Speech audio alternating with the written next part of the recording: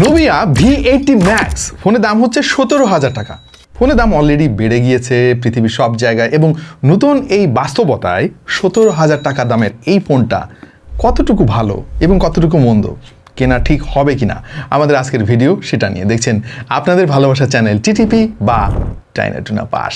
So এই হচ্ছে Nubia V80 Max, বেশ বড় সড়ো একটা ফোন। ডিসপ্লে সাইজ হচ্ছে 6.9 ইঞ্চি। বুঝতেই পারছেন এক হাতে এইটাকে অপারেট করাটা রীতিমতো অসম্ভব। ছোটখাটো একটা ট্যাবের ফিল পাবেন এই ফোন থেকে। ডিজাইনটা বক্স শেপের এবং অনেকটা স্যামসাং গ্যালাক্সি S25 এর মতো দেখতে, যদিও এটাই ট্রেন্ড, অনেকেই অনুপ্রাণিত হয়ে নিজেদের মতো করে ডিজাইন করেন। তবে এতটুকু বলবো, ডিজাইনটা বেশ মিনিমাল, খুব ফ্ল্যাশি না, ডিসেন্ট লুক যারা চান এবং সলিড একটা ফিল চান তাদের ডেফিনেটলি পছন্দ হবে। বেশ হ্যান্ডি একটা ডিভাইস, 8.3 মিলিমিটার হচ্ছে এর থিকনেস। তবে ওয়েটটা একটু বেশি আমার কাছে মনে হলো, 205 গ্রামের আশেপাশে আমরা পেয়েছি এবং এ কারণে অনেকক্ষণ ধরে এক হাতে ব্যবহার করাটা একটু কষ্টসাধ্য হতে পারে কারো কারো ক্ষেত্রে। ফ্রেম সহ রিয়ার প্যানেল সবই প্লাস্টিকের তৈরি, তবে যথেষ্ট ডিউরেবল আমার কাছে মনে হলো। আবার Nubia দাবি করছে 1.8 মিটার থেকে এটাকে ফেলে দিলেও ফোন ভেঙে যাওয়ার চান্স অনেক কম। ও বাই দ্য ওয়ে, এই যে রিয়ার প্যানেলটা দেখতে পাচ্ছেন, এটা কিন্তু ম্যাট ফিনিশ, তাই হাতের ছাপ খুব একটা পড়ে না। এইটা একটা ভালো দিক মনে হয়েছে আমার কাছে। আর রিয়ার প্যানেলে লেন্স ব্লারের মতো একটা ইফেক্টও তারা ব্যবহার করেছে, আলোর উল্টা দিকে ধরলে বেশ ভালোই লাগে দেখতে। ফোনটির পোর্টস এন্ড বাটনস ঠিকঠাক জায়গাতে রয়েছে, টাইপ সি পোর্ট তো রয়েছেই, তবে তারা 3.5 মিলিমিটার হেডফোনের জন্য একটা পোর্টও দিয়েছে এবং 3 কার্ড স্লট ব্যবহার করেছে তারা। এর ফলে 2টা সিম কার্ড ব্যবহার করার পরেও মেমোরি কার্ডের জন্য একটা এক্সট্রা স্লট পেয়ে যাবেন। আর ফিঙ্গারপ্রিন্টটা তারা পাওয়ারের সঙ্গে মার্জ করেছে, দেখতেই পাচ্ছেন কন্ট্রাস্টে একটা কালার। হ্যাঁ, এটা দেখতে বেশ ভালো লাগে, তবে ফিঙ্গারপ্রিন্ট সেন্সরের পারফরমেন্সটা আমার কাছে ডিসেন্ট মনে হলো, মানে খুব বেশি ভালো বলা যাবে না, একটু অ্যানিমেশন ডিলে আমরা খেয়াল করলাম। IP64 এর রেটিং আছে এই ফোনটাতে, এর ফলে পানির স্প্ল্যাশ থেকে মুক্ত থাকবে এবং ধুলাবালি ঢোকার সম্ভাবনা কম। Nubia দাবি করতেছে সেটা। তবে ডিজাইনের ফ্ল বলতে আমার কাছে মনে হয়েছে সামনের দিকের এই ডিউ ড্রপ নচ, যেটা 17,000 টাকা দামের একটা ফোনে এই 2026 সালে এসে বেশ বেমানান লাগছে আমার চোখে। এই দামের আরো অনেক ফোন আমরা দেখেছি এই 2026 সালে যারা 5 হোল ক্যামেরা কাটআউট ব্যবহার করেছে। এই ডিসপ্লের আর একটা দুর্বলতা আছে, আর সেটা হলো প্যানেলটা কিন্তু HD+, ফুল HD না।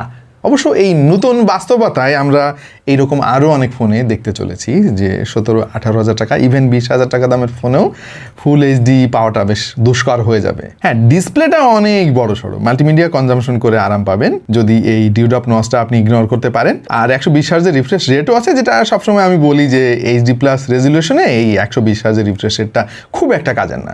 আর এই ডিসপ্লের যে ব্রাইটনেস অনেক বেশি, সেইটা জোর দিয়ে বলার সুযোগ নাই, যদিও ইনডোরে ঠিকঠাক আমরা পেয়েছি ব্রাইটনেস।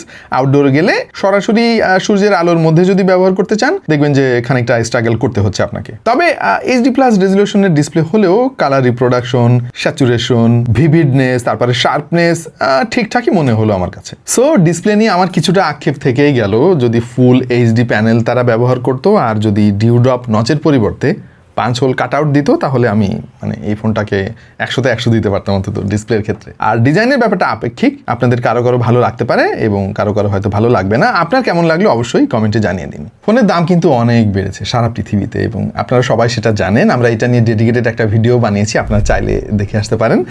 আর আমি বলেছিলাম যে শ্রিংফ্লেশন আমরা দেখতে চলেছি, যার প্রমাণ একটার পর একটা আমাদের হাতে আসছে।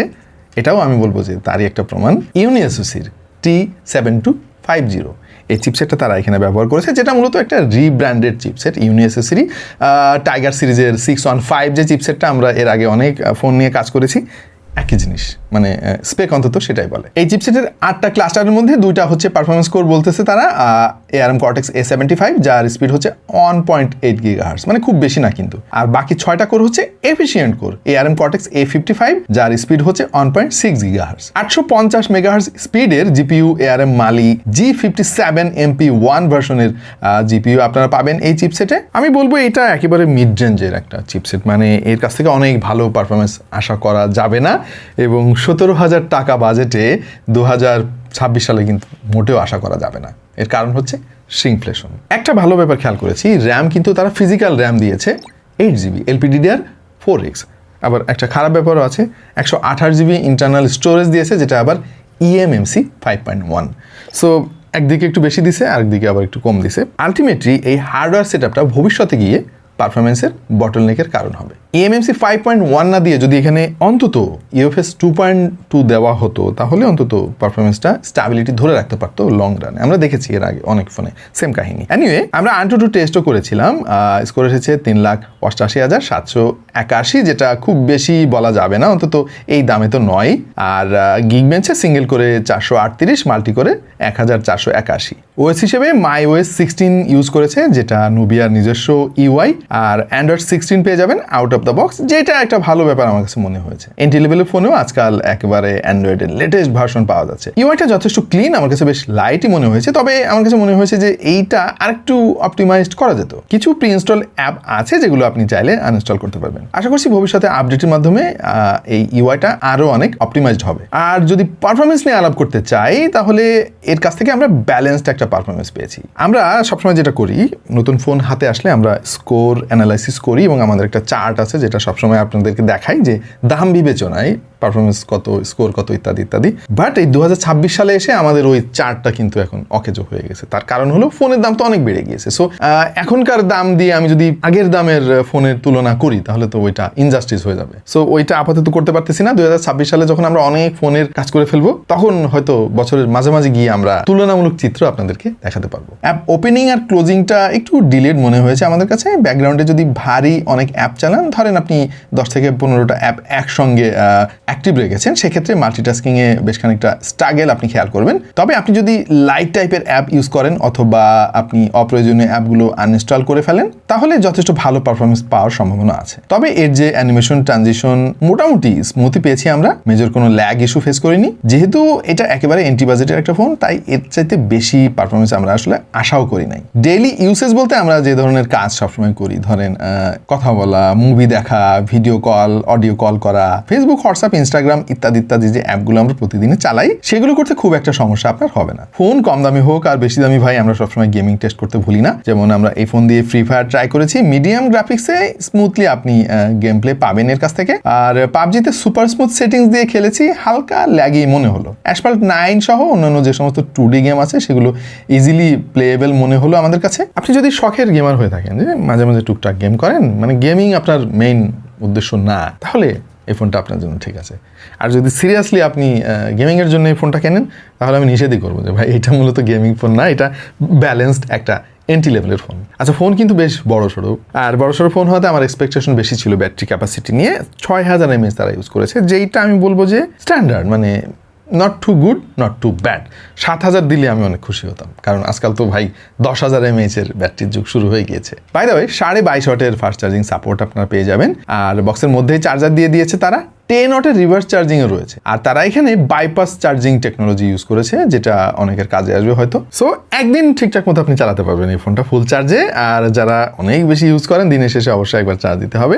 নর্মাল ইউজ যারা করেন তারা 1.5 দিন ইজিলি পার করতে পারবেন V80 Max ফোন দিয়ে। ক্যামেরা একেবারে ভাই সাদামাটা সেটআপ, পেছনে 50 মেগাপিক্সেলের একটা মেইন সেন্সর, সাথে 2 মেগাপিক্সেলের একটা ডেপথ সেন্সর দিয়ে রেখেছে, আর একটা কি সেন্সর ভাই নিজেও জানি না ঠিক মতো।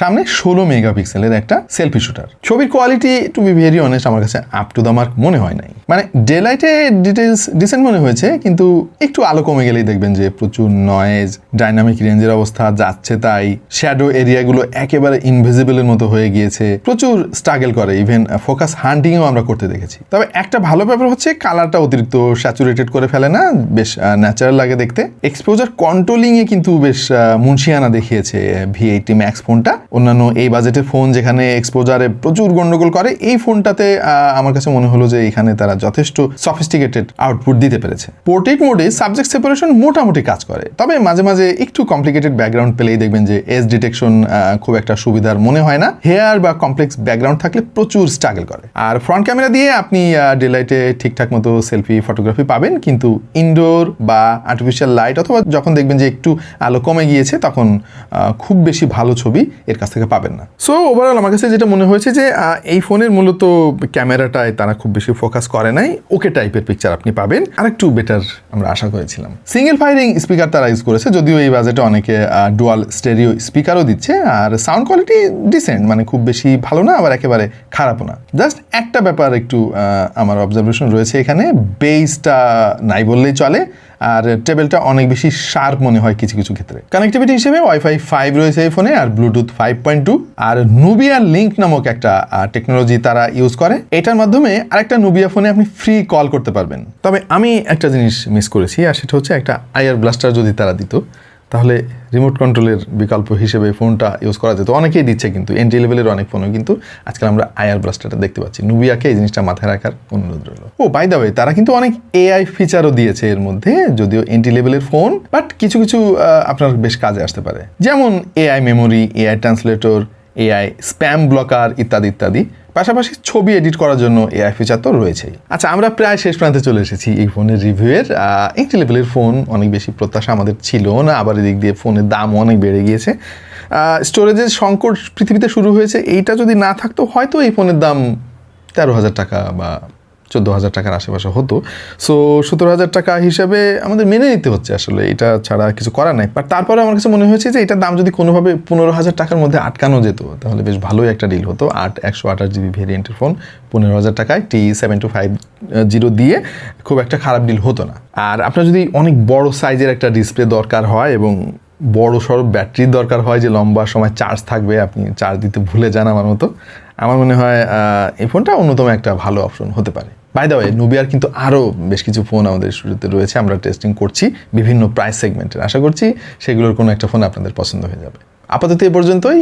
সামনে আর কি নিয়ে ভিডিও দেখতে চান জানাতে পারেন কমেন্ট সেকশনে। আর আপনার কাছে নুবিয়া V80 ম্যাক্স ফোনটা কেমন লাগলো? 17,000 টাকায় 128 জিবির ভেরিয়েন্টের এই ফোনটার সম্পর্কে আপনাদের মতামত কিন্তু আমরা জানতে চাই। এখনই কমেন্ট করে ফেলুন। দেখা হবে অন্য কোনো ভিডিওতে ভিন্ন কোনো বিষয় নিয়ে। সেই পর্যন্ত সবাই ভালো থাকুন, সুস্থ থাকুন আর দেখতে থাকুন টেক টু দ্য পয়েন্ট।